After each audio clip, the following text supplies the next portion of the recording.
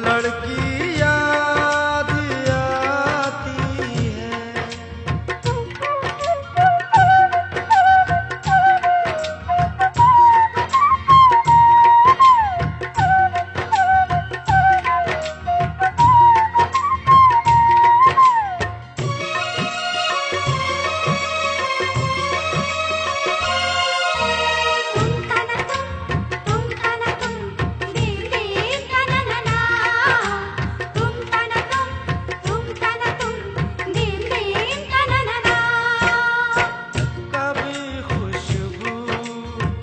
भरे खत को सिराने रख के सोती थी, कभी यादों के बिस्तर से लिपट कर खूब रोती थी।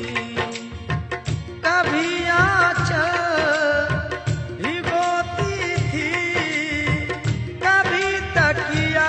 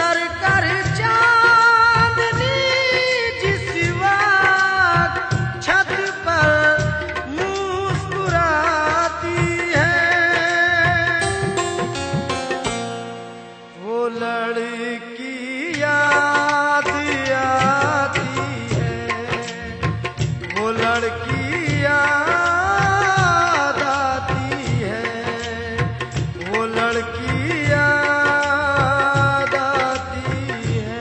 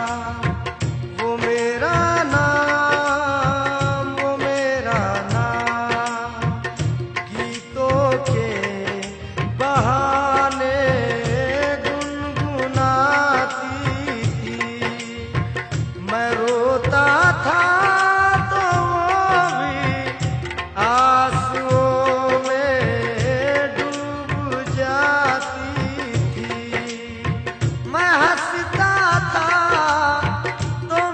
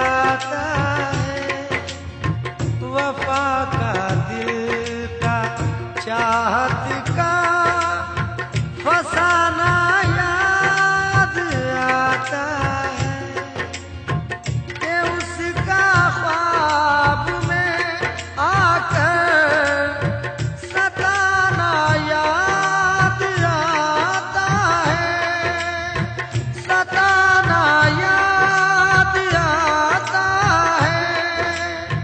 वो नाजुक नरीम गिली अब, वो नाजुक नरीम गिली अब भी मुझको गुदगुदाती है। वो लड़की याद आती है, वो लड़की याद आती है, वो लड़की याद आती है।